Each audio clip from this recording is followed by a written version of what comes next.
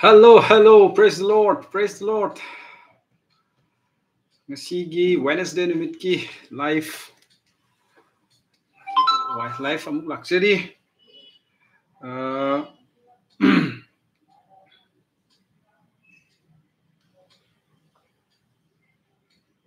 Okay. Yengbiba mayambu ibungo Jesu Christ gi mingda Grace Addict YouTube channel na taram na oksari. Thank you everyone. Greetings in the name of our Lord and Savior Jesus Christ. Yengbiba mayambu ibungo Jesu Christ gi mingda amukasu hanna kokno na kurumjari. Mayambu welcome tawjari. Ngasi ehang na share tawjagadaba sidi aikoigi pastor gi matang da wahai kharadang share tawjage aikoi handaki chayol ase asigi week ase asigi hafta ase aikoi pastors week haina su khangne aduga lagliba nomaijing ase aikoi pastors appreciation day haina aikoi na malem sida church ke ana su pangthok na gadawri ko aduna pastor ga mari leina ba wahai kharadang ai share tawjage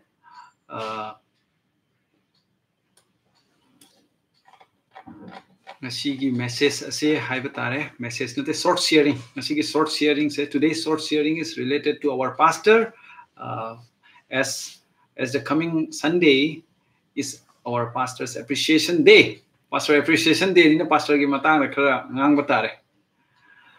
ngasi hang haijagadaba hang share tawjagadaba se scripture am khaktagi share tawjage madudi King James version gi Jeremiah ko chapter Jeremiah chapter 3 verse 15 dege share tawjage English ta hana page ko aduloga imaiti ronda mu pajarake English ta sumaina hai I will give you pastors according to mine heart which shall fit you with knowledge and understanding and as sumaina hai shogi wahina hai bese Jeremiah pandu ahumgi padatra nga da sumaina hai aduga aina nakhoida pukningna Pamba yaw senbasing pibigani. Pukningna pamba haibani ko. Pukningna pamba yaw senbasing pibigani. Makoina nakoibu khangba amasung haisingba pijabigani. Pijabigani haine. Sisa. Aduna seisiga eko English tasu feeding haina hai. Fit tawgani haina hai. Manipuri da hairagana pijabigani haina hai. Aduna akoigi lagliba nungaijing ase yamna phajaba nungaiba numit mo oigadoine maramdi we are celebrating pastors day yamna phajaba numit pastor singbu ikai khumnaba numit haibatare akoina numit si gaktang ikai khumnagadam nate pastor ikai khumnabadi numit khudingi khumnagadam ne adubu moigi damakta dedicate tawba numit haibatare malem sida mi mayamna yanaraba numit coming Sunday se laiba nungaijing se aside sida pastors appreciation day aina koi mayamna celebrate tominagani maramdi haiba pastor ase ishorna thabirakpa ishorna pibiba pastor ni haina ishori wahaina hojikta akoi pajakhre Jeremiah ahumgi tranga duda I will give you pastors according to my heart aigi thamoigi matung inna aina nakhoida yaw senba pibigani adu makhoina kari tawgani haiba yaw senba sina laaga nakhoida kari pijabigani knowledge aduga understanding. They will fit you with knowledge and understanding. Siga hai base khangba amasung haisingba pijabigani haina hai sorgi wa haina hai base aduna pastor asina ekoida khangba amasung haisingba ekoida pijabigadori bane ekoida goodness sorgi mercy sorgi grace sorgi understanding sorgi wisdom mayamase masagi pastor sina ekoida pijabigadori bane hai batare ado ainu hikta pajakhiba sorgi wa hai Jeremiah ahumgi tranga se it is not just a promise. It's a promise khakta nate bako. Ishor just wasak pa khakta nate ba. Pibi gani haina wasak pa khakta nate bako. Asi se ishor masa makki expression ni haibatare. Mahangna magi missing bu kya yamna nungsi haibasigi expression ni masi se. Uthok pa ni haibatare. Mana pastor sing je thabi raga ekhoi da kya yamna nungsige haibase mana utpi bane. Aduga sengna haitaraga de asi se pastor haise amarom dadi Jesu Christ ga su aikoi changdam na bai ba ko Jesu Christ sine aikoi gi asengba yaw senba mapu oiripse aduna magumba yaw senba mapu magumba church ta yaw senbiba yaw singbu senbiba pastor ama isor na pibi gani ana King James version da fujana pastor haiba wahai do sijinei bako aduna ina King James version dagi mayam da dum share tawjaba haitare aduna sei sida Bible hujiki Bible version me ahum gi tranga du dagi yeng bada khoi na kari ujaba phangi haiba matamda pastor sing se khoi mioi bana khanba nati bako mahak se khoi mioi bana khoi khara amadi khoi mayam na sa khoi pastor khoi gi sigi nupa se sigi leader se yamna popular oire he wangang sangang yam haire ma se kaina ma se pastor helasi kaina mayam na magi popularity gi matung ine hekta khanba aduna traga maga se as like susu yam haire ma se adugi matung ine ma se pastor helasi ana hekta ohen biba aduna te siga Jeremiah hungi tranga da hairip se Jeremiah hungi tranga da hairip sidi haiba pastor ase mapu ibungo dagi lakadabne directly from his heart magi thamoi gi matung ine ko magi pukning gi matung ine bungo mahakna thabi rakadaba mioi adunia pastor haina hairibse ado aikoina kharam nadi khalam bajai Jeremiah haiba like sidi around sahi chatruk muki mamang da Jesus Christana lakching gi chahi chatruk muki mamang da ikhiba like ne aduna kyamu jamna asi se relevant oidoino kyamu jamna asi hojiki matam siga chana ga doino haina hangbasu jai adubo aikoina Jeremiah da yengo matam da most of the passage Jeremiah gi adu aikoina ubo phangje base lakadaba ano walep na bagi matang da Jeremiah na mangjauna na prophesy toramba phongdok piramba kyama yawe bako phongdok pikhiba mayam singdugi marakta ngasai gi Jeremiah chapter 3 verse 15 sisu yawi baniba asidesida anowo wallet na bagi matang da mana fadana share to khona context si yengu matam da Jeremiah pandu ahum gi context khona yengu matam da yam sengna uraga lei do iraga lei ko do da mana pi base mana adudai asigi context se yamna ikhoina pukning hanba aduga isorbu thiraktaba mi singi da makta tharakadoine anaba singi da makta thabirakpa haitare doctor thabirakpa adune ko siga oidoise aduna aikhoi se pap ta luppaga leiba ayol aran da aikhoi se ayol aran gi lang da thuraga leiba aikhoi gi damakta Jesus Christ se ko thabirakadori baneba Jeremiah na panbibase aduga Jesus Christ hairaga mukaso mu pastor siga kari haini changdam naraga Jeremiah sina prophesy to birameba Jeremiah chapter 3 sida aduna Jeremiah chapter 3 sida jam phajaba haibu kaino haibu matamda it's already talking about the covenant the new covenant church anoba covenant anoba wallet na bagi church ki matang yam make seng na haiba it's about you and me nang ai maram da su yam phajana seng na haire it's about redeemed and restoration through Christ Jesus Jesus Christ gi mapal gi ekoi da amuka so hanjan biba sigi matang da jam phajana seng na utpi ba ko kaino sida ekoi Jeremiah gi lyric sida aduga ekoina amuka so na context se yengo matam da se siga unfaithful bride haibatare kari haini unfaithful bride se ekoi gi kari haitare pukchel seng da nupi haitare matai manau leibda nupi sina pukchel seng da atop nupa ga su pangchat chat pako adugumba pukchel seng da unfaithful faithful oi da nupi aikhui se ishor gi kanya ngatani haina Bible na hairaga lei we are all the bride of Christ su Christ gi kanya ngatani aikhui se pukchel seng da amagasu tawba adugumba mioi amanga adugumba kanya ni haita adugumba bride ni aikhui se adugumba bride to the Jesus Christ na magi nungsi paujel se ngasai gi Jeremiah gi lyric sida uwa phangjei bako magi unconditional love magi conditional am the yaudra nungsi ba sigi matang da yam phajana iraga lei aduna hairiba nungsi ba se chap manana mahakna pastor singi pungning da thambiraga aikoi bu remind tawnana bai damakta aikoi se loina kari unfaithful oiram se isogi nungsibagi mapana amuk kausanbire amuk pubire amuk lausanbire haibase pastor gi through the aikoi da remind to be haibasini koi sinause asine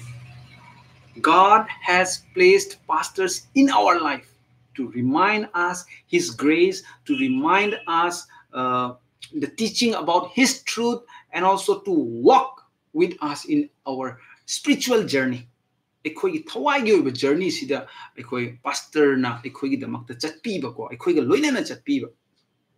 ꯏꯁꯣꯔꯅ ꯊꯥꯕꯤꯕꯒꯤ ꯃꯔꯝꯗꯀꯣ ꯏꯁꯣꯔꯅ ꯊꯥꯔꯛꯏ ꯊꯑꯣꯏꯅ ꯑꯁꯤꯁꯤꯡꯁꯦ ꯇꯧꯕꯤꯅꯅꯕꯒꯤꯗꯃꯛꯇꯅꯦꯕꯀꯣ ꯑꯩꯈꯣꯏꯗ ꯊꯧꯖꯥꯜꯒꯤ ꯃꯔꯝꯗ remain ꯇꯧꯕꯤꯅꯅꯕꯒꯤꯗꯃꯛꯇ ꯅꯤꯡꯁꯤꯡꯍꯟꯕꯤꯅꯕꯒꯤꯗꯃꯛꯇ ꯑꯗꯨꯒ ꯏꯁꯣꯔꯒꯤ ꯑꯆꯨꯝꯕꯗꯣ ꯑꯩꯈꯣꯏꯗ ꯇꯥꯛꯄꯤꯅꯕꯒꯤꯗꯃꯛꯇ ꯑꯗꯨ ꯈꯛꯇ ꯅꯠꯇꯅ ꯑꯩꯈꯣꯏꯒꯤ ꯊꯋꯥꯏꯒꯤ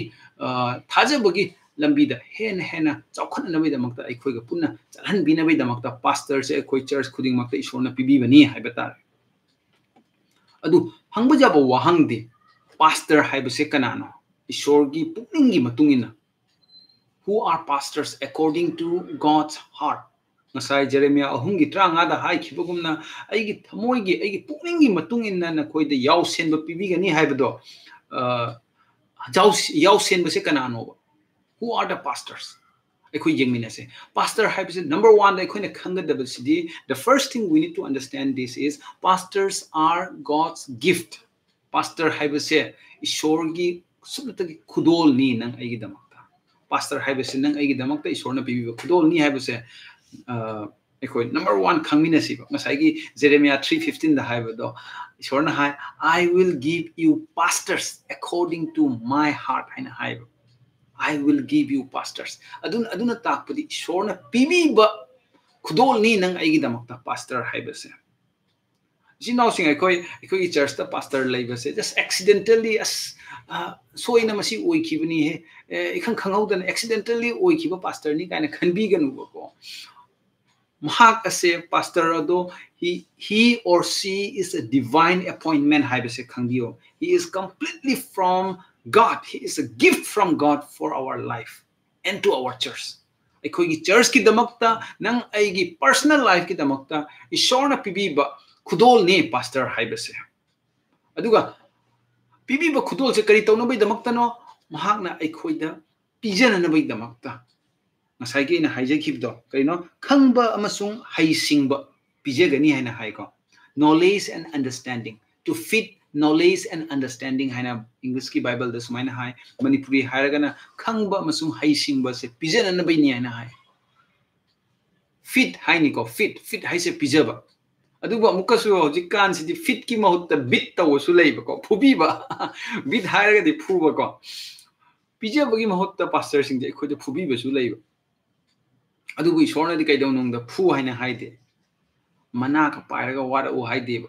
isorgi wa haina pijabi gedamne thanana bai pijabi gedamne pijabi ba haistabu pijaba matam da karamba mine puning sawba lege na taibang pasida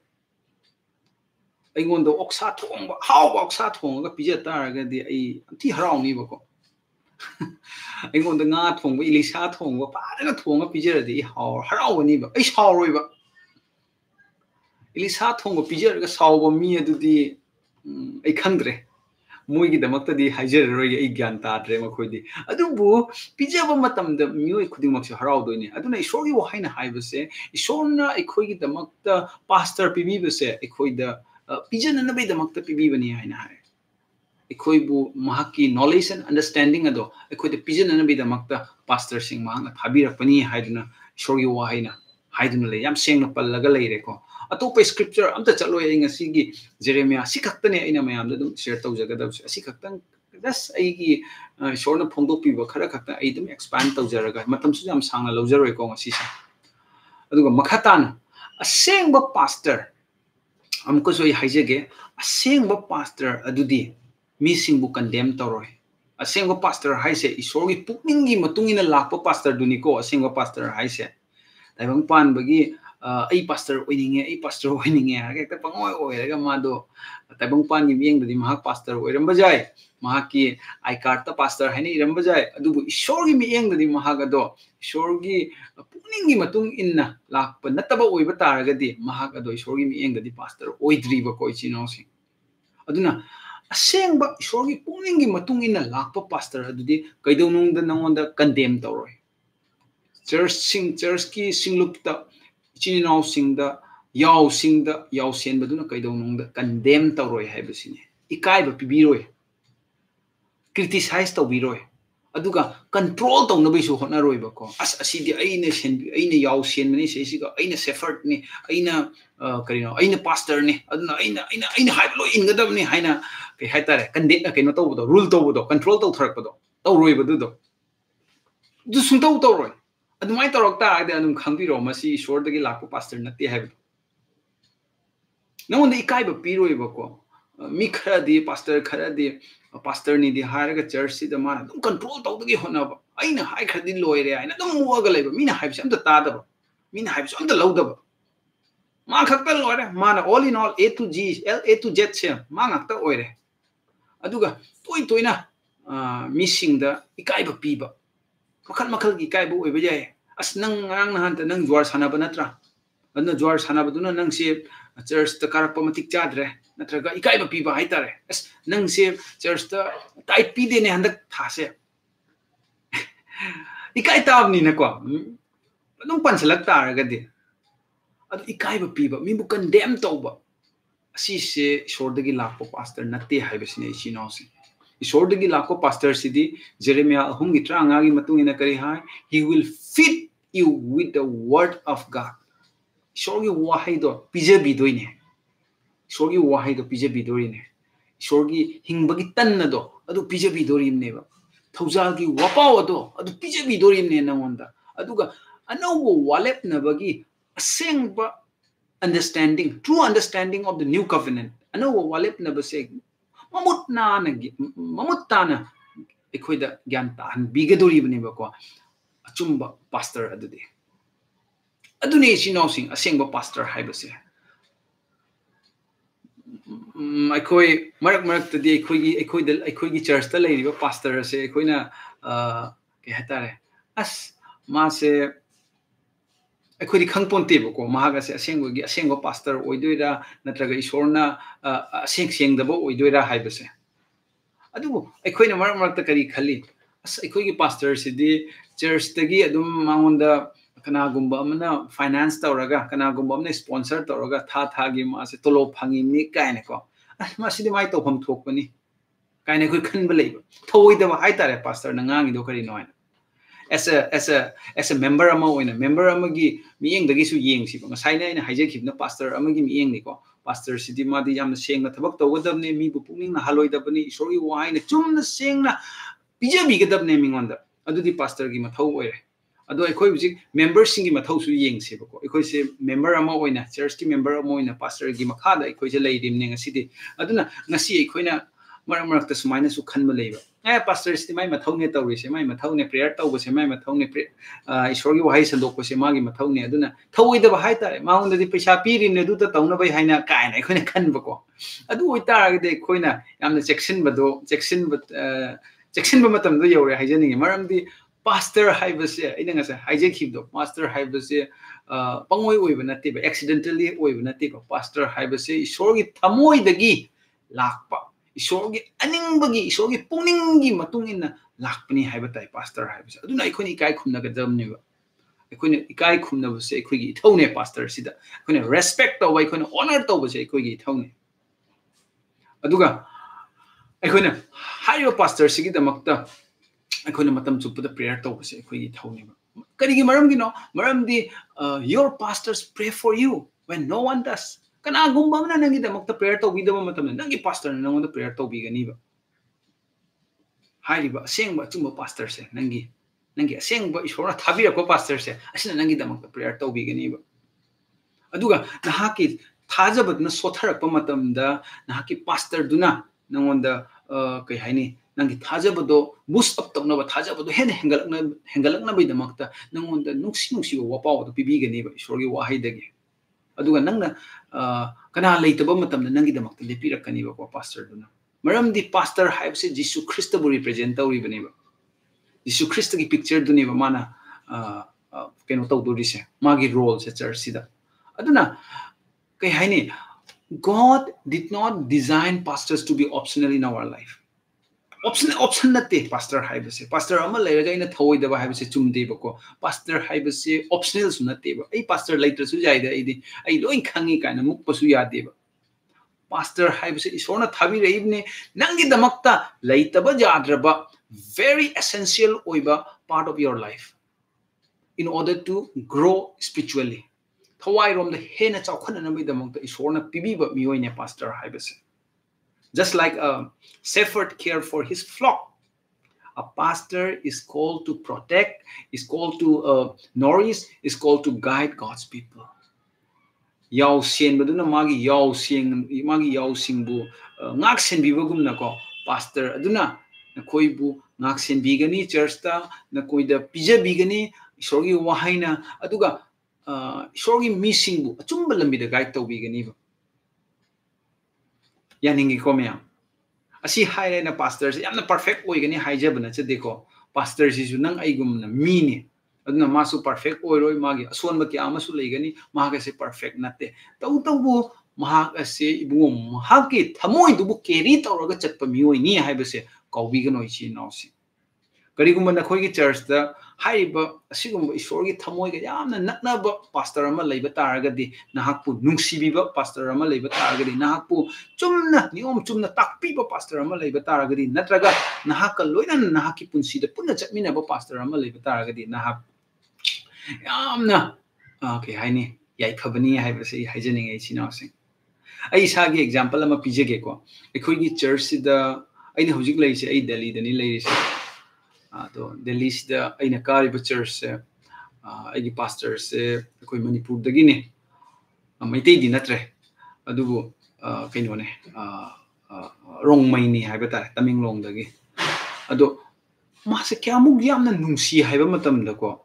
aigi ichanupi atombi se pokpa matam da mana leiba se matam da Greater Noida da lei Greater Noida is aina leibum pham sigi almost 40 kilometer gi distance ne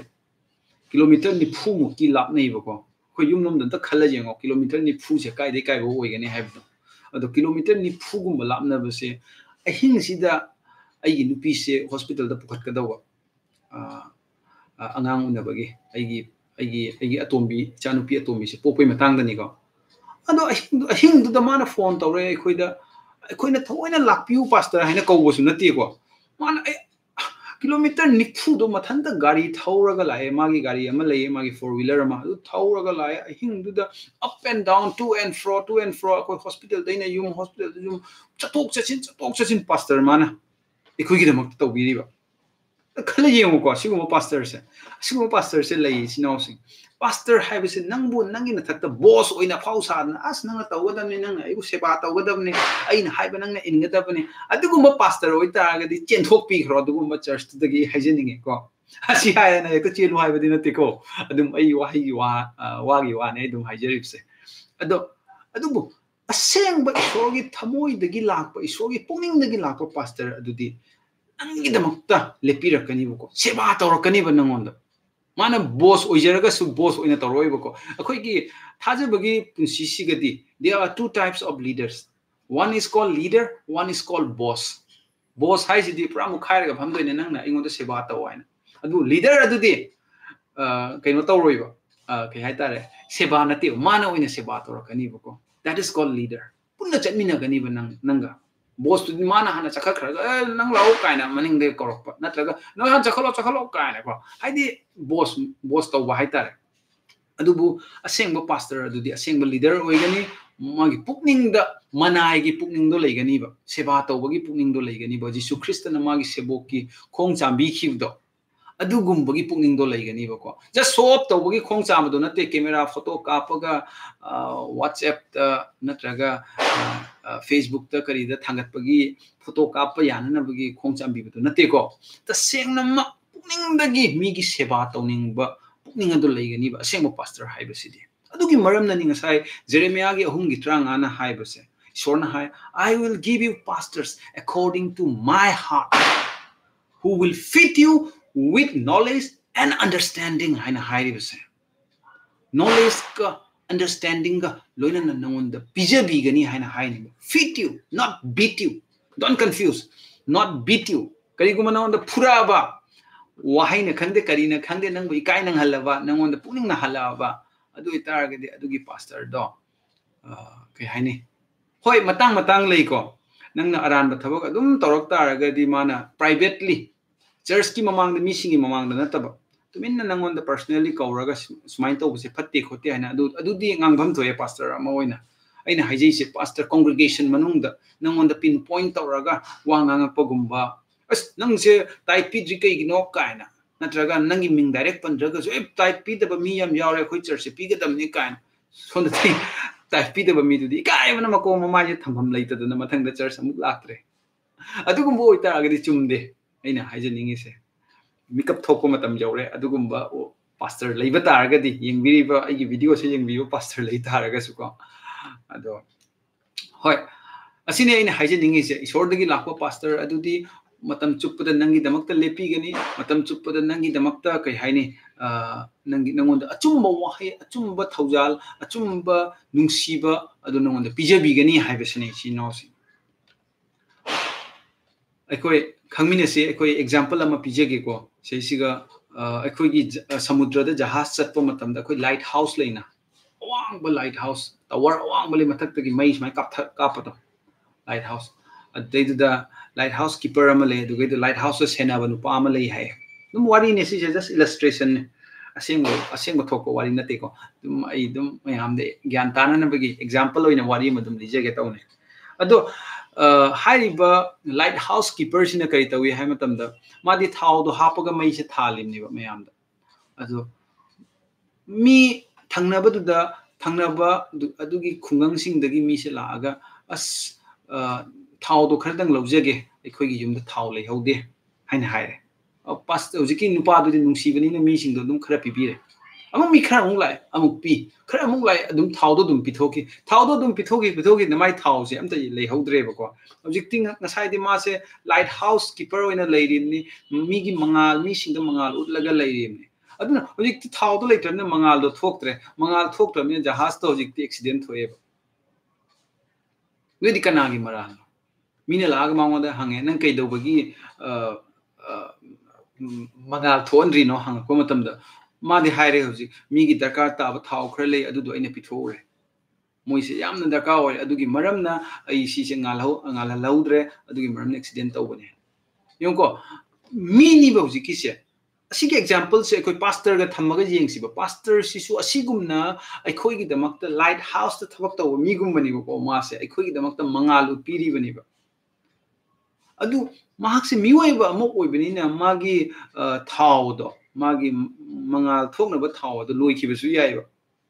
अदु लोरको मतमदा church से problem ओइरकदोइनिबा अदुना नंग आइगी थौदी pastor अदुगी दमक्ता अखोइगी church सिगी याउसेनबा सिगी दमक्ता अखोइना मतम चुपदा लेपीबसे दरकार ओइबा मरमदि मांगोंदा लेरिबा मागी मंगालदो मुथदनबगी मासे discourage ओइदनबगी मासु मिनीना मरमरक्ता discourage ओइ encouragement दरकार ओइबा कोइची नाउसे अदुना अखोइना मतम चुपदा अखोइगी पास्टरगी दमक्ता प्रेयर तौबीबा माबु एनकरेज तौबीबसे यामना दरकार ओइ हाइजनिंगे सिनाउसे अदुना लाक्लिबा pastors appreciation day pastors day असिदा अइना point ahum khak isinau sing da remind tawjaningi number 1 madudi pastor sing se isor gi khudol ni haiba se kaubi ganu nang gi church ta leiriba pastor do isor na pibi ba khudol ni haiba se kaubi ganu isinau se isor na khandok pi bani nang gi damakta isor na pibi bani isor gi pungning gi matung inna isor na nang gi punsida nakoi gi church ta achum amasung mapui bungo gi thaujal ado mayam da pen na pijeru ro haina thabirakpa मियोय नि हाइबसे कौबिगन ओइसि नौसि number 1 number 2 the pastor हाइबसे जिसु Christ की थमोय दुबु reflect तौबा जिसु Christ की पुनिंग दुबु reflect तौबा represent तौबा मियोय अदुनि हाइबसे कौबिगन मतम चुप्पद महांगना नुंसीबगा लोइनाना ईश्वरगी ज्ञान लौसिंग अदुगा नंग आइदा कई हाइनी यीशु ख्रिस्ट द ऑलवेज पॉइंट तौरगा ख्रिस्टना लोइबी खिबा थबक अदुगी मपालदगी नंग ऐसे धर्म चेनबा ममम ओइरे असेंगबो ओइरे ईश्वरगी मचा नुपी सिंग ओइरे हाइबदो मतम चुप्पदा निंगसंग हनबीगनी हाइबसिने पास्टर अदुना महाग असे यीशु ख्रिस्टगी पुनिंग अदुबु रिफ्लेक्ट तौबा रिप्रेजेंट तौबा मियोय अदुनी हाइबसिने अदुगा अरोइबोइना अइना हाइजनिंगिसिदी pastor अदुगी दमक्ता church na matam chuppada lepigadabani haibasine the church must always stand with their pastor matau kamaina lep matau karamna lep kani through prayer da khoi lepi bajai mahakpu support to bi bajai financial oigera any magi damakta always available oibajai aduga nungsi bada nang pastor bu pung sing nungsi bigadabani aduga हाइबा सिंजे खोने तोरको मतमददी मागी मंगाल दो pastor the लेरिबा मंगाल दो मंगालगा लेगनी ममथर ओइबा कोइ चिनाउसि asine aina haijening base akhoi pastor sing ikai khunna si haibasine hiki maru oina hiki point home se ina isinau singda adum share tawjening base aduga akhoi matam chuppada pastor gi damakta lepsi aduga kari kari haigani maramdi akhoi manglomda ningthau leibak lomda akhoi manglomda chatkhatli bani ba akhoi punna aduna pastor ga punna lemina base akhoi yamna darka oi haibasine aduga aroi boina pastor da soina haijening base to all the pastors, to all my dear pastors and haijening base stay strong thongna phana pangal phana leibiu aduga thajaba chetna leibiu stay faithful and keep shining the light of Jesus. Jisu Christ gi matik mangal do tam chupada phongdok piba ngamba pastor oibiu haibase ai pastor sing dasu ai greetings tawjaningi wish tawjaningi and thank you so much to all the pastor around the world. Ebang malim sida leiba pastor khuding makpu puning sengna thank you haijaningi ngasigi nimit asida maramdi pastor leram da taragadi church asida yaw mayam se mafam rang khangamoi dabni adubu isorna pastor thabirakpai maramna aikoi khuding mak yamna niom chumna manglomda chakhatpa ngami bani haibasine. God bless you everyone and happy Pastors Day once again. Koi live hafta ase Pastors Week nina ai ngasi dege adum Pastors appreciation message ase dum piba haujare mayam dasu isa isa gi pastor da gift pibiu khudol pibiu mahak ta khud nahaki pastor da khud thamaga pratna to biu maruina handaki chayol asida asina ina haijening base ngasi gi life ase yam telapna ai spice da losenjana ba tawjarage yengbiba khwai mayam si no mayam bu thank you very much for watching thagachari Jisu Christ gi mingda video ase live ase hobodena loy pau yengbibe damak thagachari ado mathangi video da amuk thengnarase. Thank you everyone for watching. May God bless you. See you in next video. Have a great evening. Bye bye.